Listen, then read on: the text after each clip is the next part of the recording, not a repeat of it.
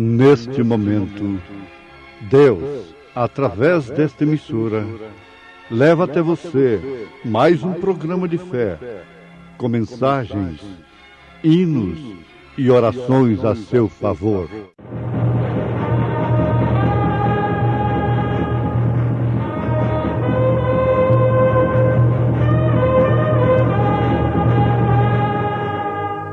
Fé para vencer.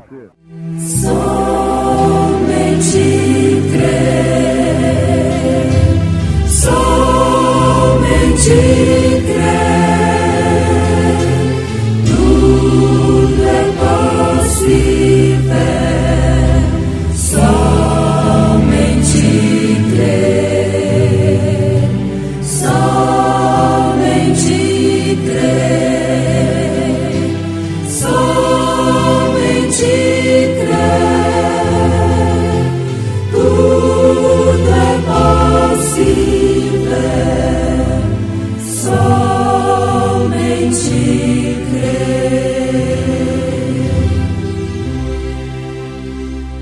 ir adiante dele no espírito e virtude de Elias, para converter os corações dos pais aos filhos, e os rebeldes à prudência dos justos, com o fim de preparar ao Senhor um povo bem disposto.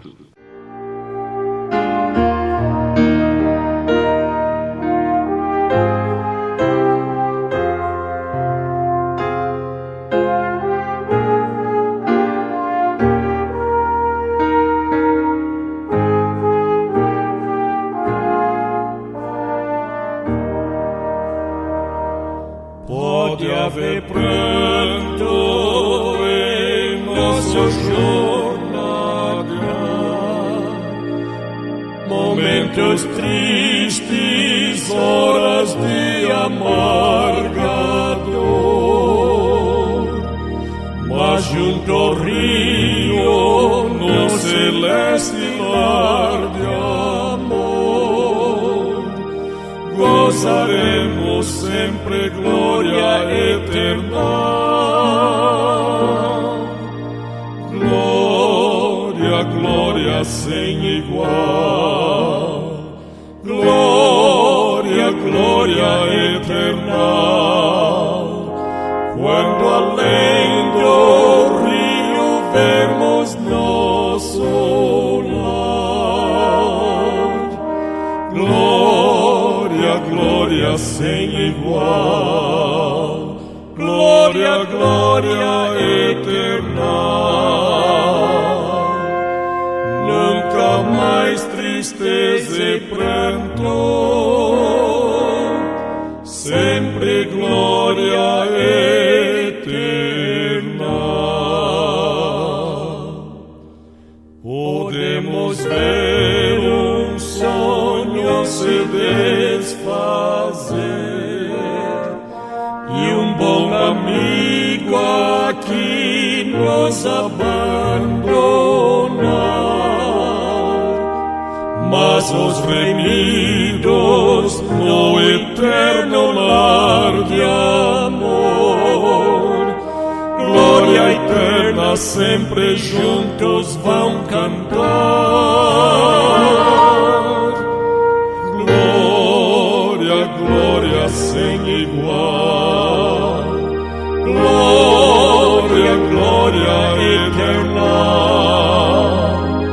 Quando além do rio vemos nosso lar, glória, glória sem igual, glória, glória eterna. Nunca mais tristeza e pranto, sempre glória eterna. Assim, pois, juntos vamos com fé marchar sob a bandeira de nosso Salvador. até que entremos todos no celeste lar, pela graça de Jesus nosso Senhor. Glória, glória sem igual, glória, glória eterna. Quando além do rio vemos nosso lar, glória, glória sem igual, glória, glória eterna. Nunca mais tristeza e pranto, sempre glória eterna.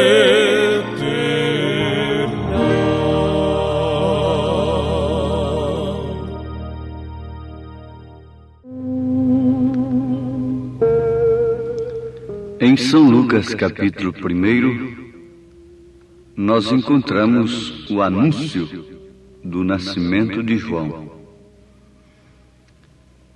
No versículo 15 em diante, o anjo estava falando com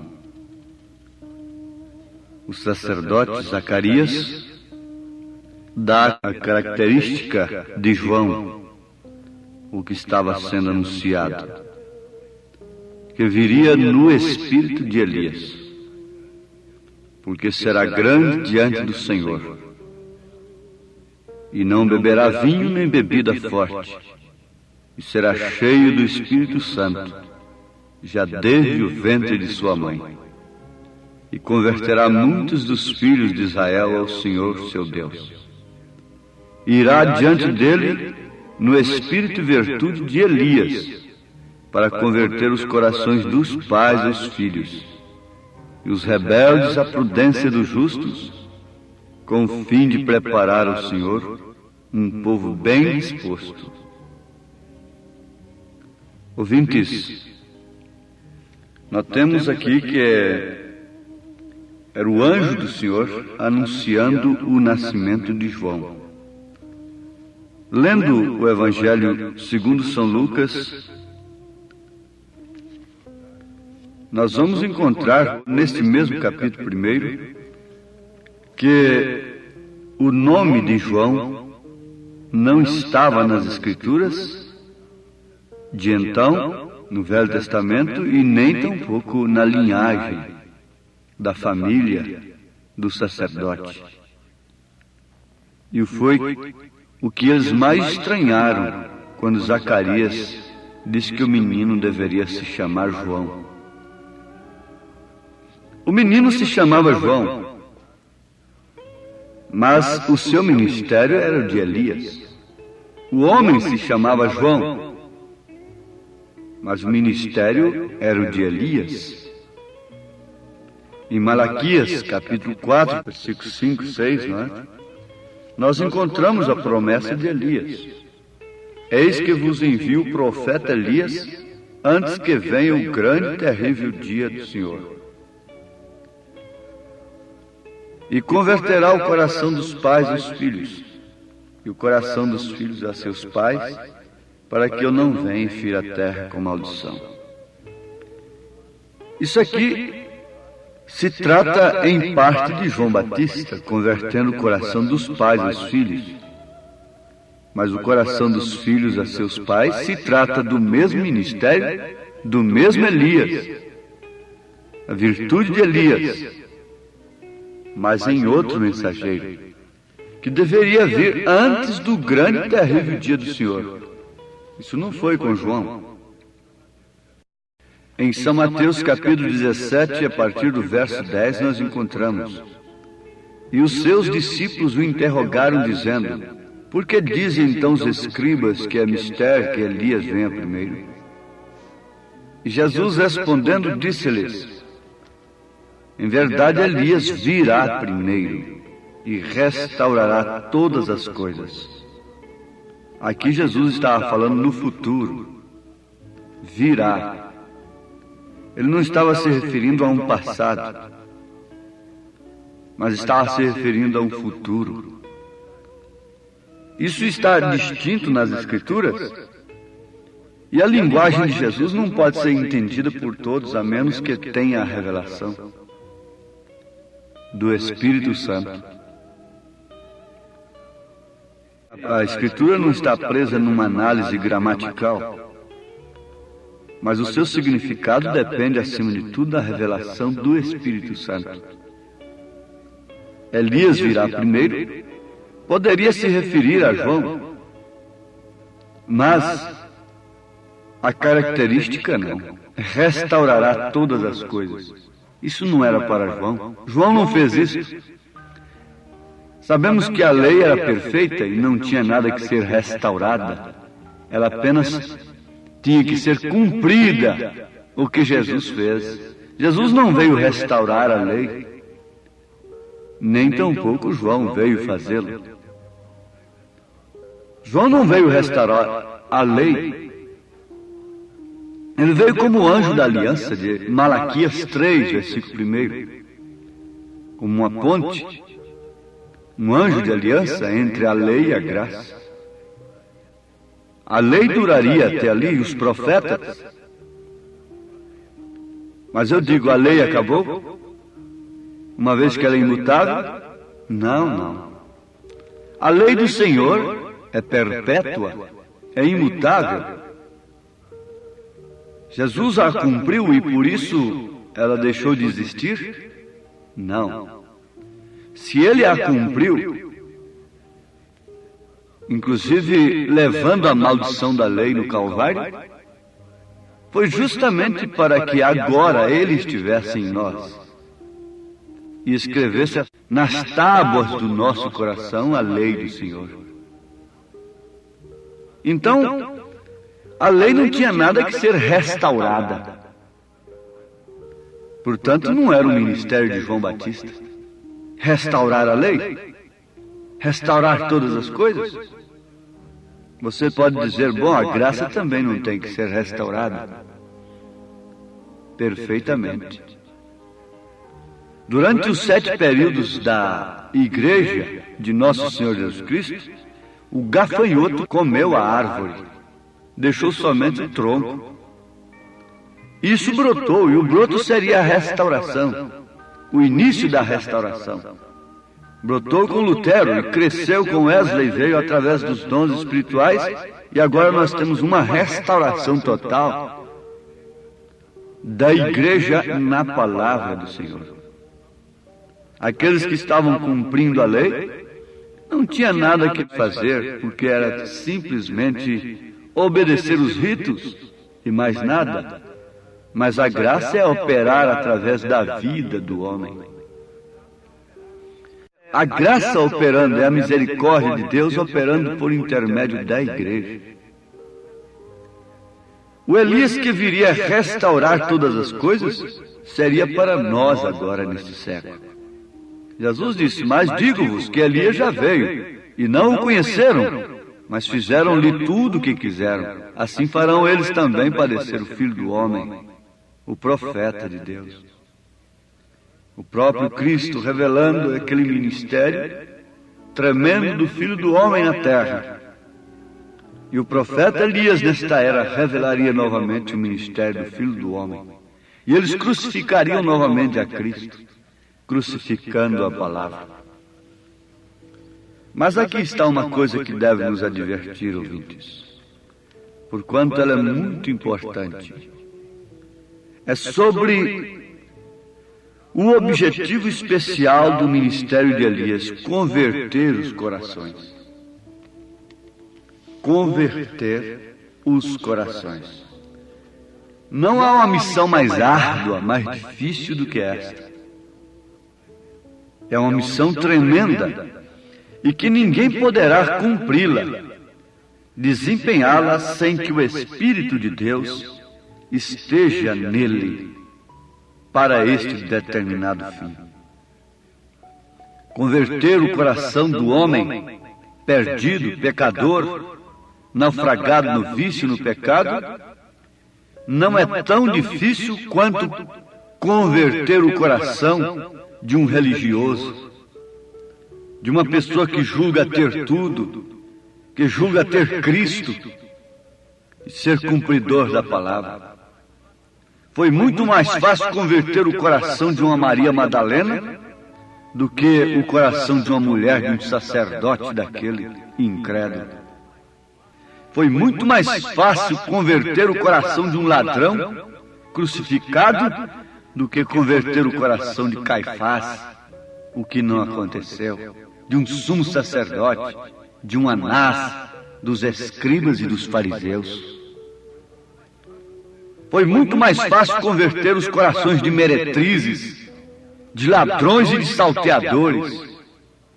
E não foi possível converter os corações dos religiosos, dos líderes religiosos do povo. Se isto foi assim, sempre será assim. Elias não pode converter os corações destes homens, laodiceanos que dizem ser ricos e que não têm falta de nada. Eles não conhecem o seu peso na balança de Deus. Pesados fostes e fostes achado em falta. Eles não conhecem a sua medida diante de Deus. Eles se medem diante do povo, diante da sociedade. Veja que contraste com a característica de Elias, porque será grande diante do Senhor. Não beberá vinho, nem bebida forte, e terá um grande diploma, é que ele será cheio do Espírito Santo desde o ventre de sua mãe. E fugirá da linhagem desta gente toda, começando pelo seu nome, pela sua maneira de viver, pela sua educação, por tudo. Porque ele tem que converter os corações deste povo. Os que estão na linhagem não fazem isto. Não podem apontar o Cordeiro de Deus. Mas este que está fora da linhagem, e que é grande não diante do povo, não diante da sociedade e da religião, mas sim diante do Senhor, esse terá um dedo rústico, grosseiro, porém um dedo indicador, apontando para aqueles cujos dedos são polidos, educados, não podem apontar. Eis o Cordeiro de Deus, que tira o pecado do mundo. Parece que eu posso ver um homem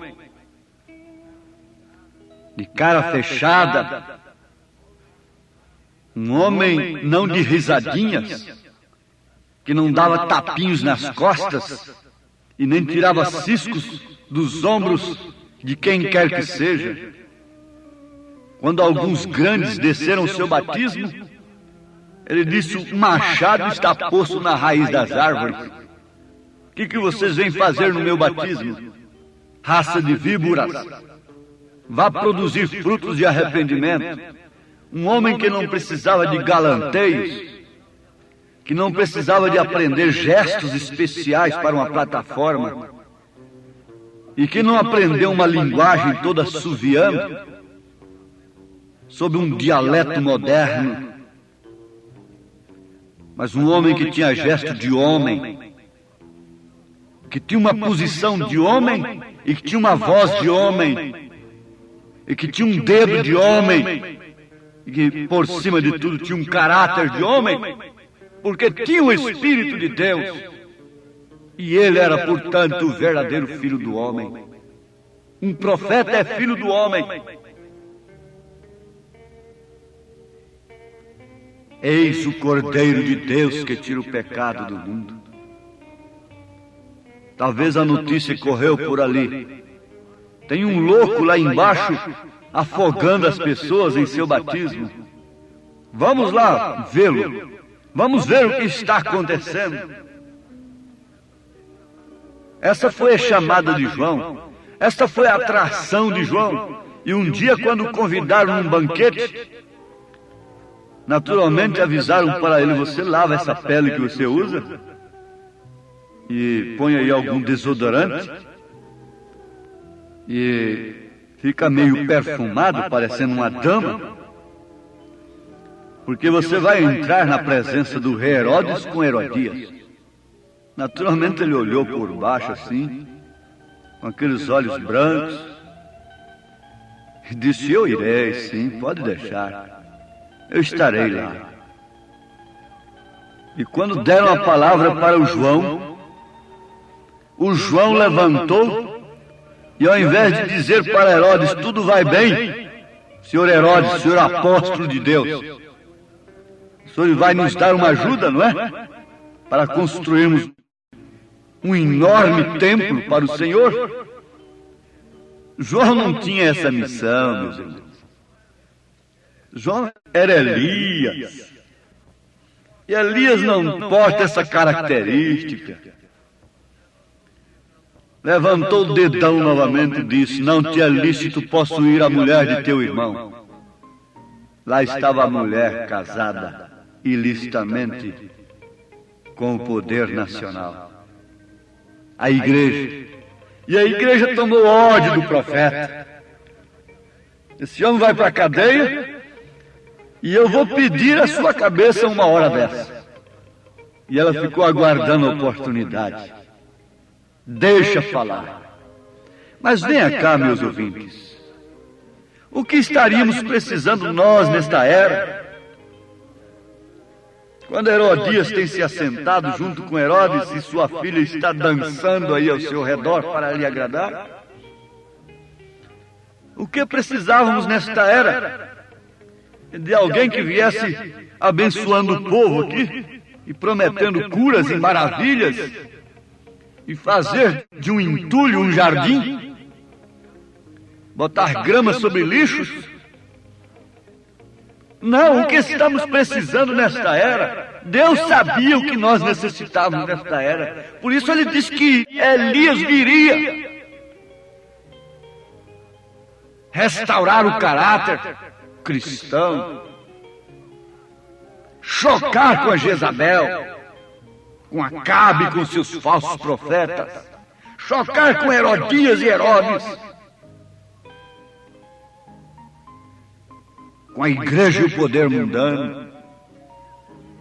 Elias deveria vir com a mesma característica, mandando a mulher para o seu lugar, de acordo com as Escrituras.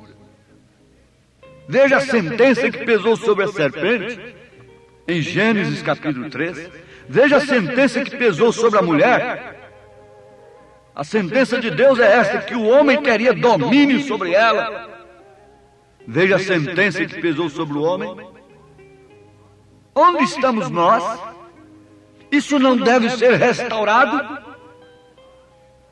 Qual o mensageiro poderia fazer naquele dia o que João fez, o que Elias fez? Qual o mensageiro que poderia pregar a mensagem que o profeta desta era pregou e que nós temos vos anunciado em parte e que temos oferecido através de literaturas? Fiquem com esta pergunta e Deus vos dará a resposta. O Senhor vos abençoe.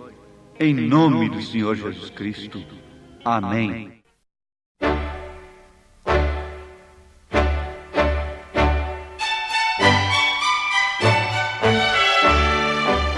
Ouvintes, escreva-nos pela caixa postal de número 15.020, 15020.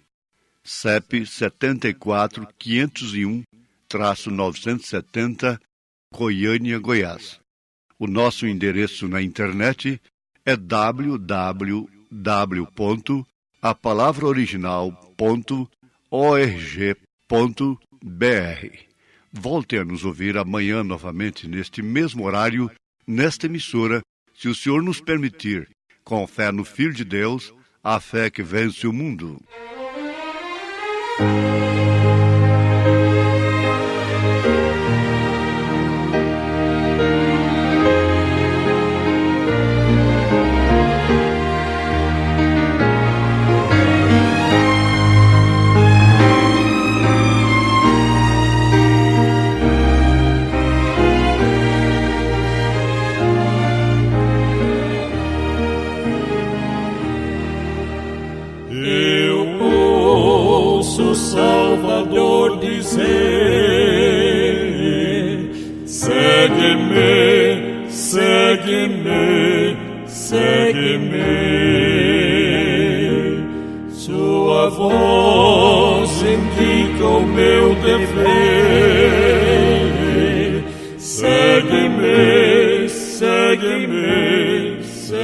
segue-me. Estrada rude caminhei, por ti na cruz a vida dei, o preço já por ti paguei. Segue-me, segue-me, segue-me. Embora sejas pecador, segue-me, segue-me, segue-me. De mim receberás o amor. Segue-me, segue-me, segue-me. Contigo sempre estarei, contigo sempre andarei, teu guia eterno eu serei. Segue-me, segue-me, segue-me. Vem teu cuidado em mim depor. Segue-me, segue-me, segue-me. Da cruz aliviarei tua dor. Segue-me, segue-me, segue-me. Em mim seguro has de estar e a glória eterna alcançar. Teu pranto hei de enxugar.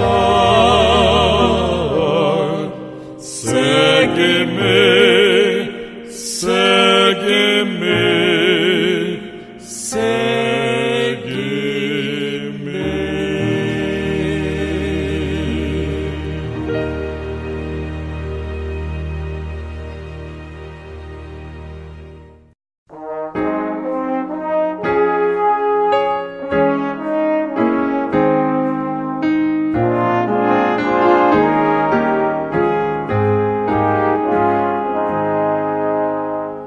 O eterno pastor está a procurar na estrada do mundo vir ovelhas perdidas em terror, que tê-las no seu redil. Da escuridão do pecado atroz, do seu chamar ouve-lhe a voz. Volta ao redil, confia em Jesus, responde sem demorar.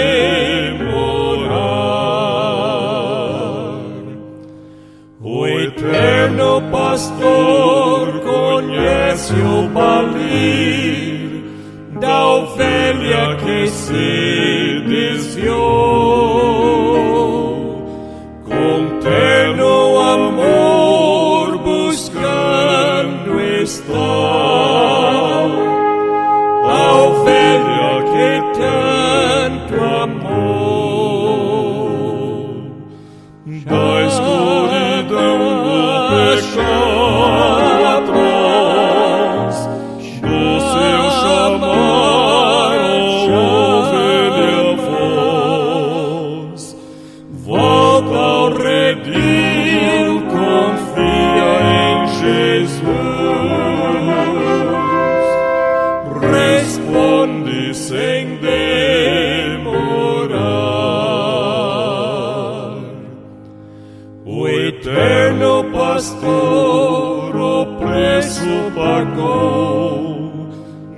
graça nos dá o perdão. Seu sangue na cruz por nós verteu, pra dar-nos a salvação.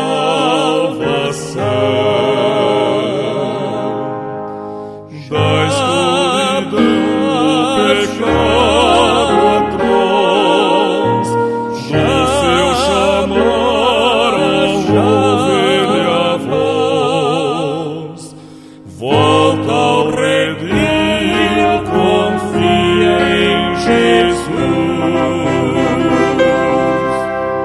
responde sem Deus.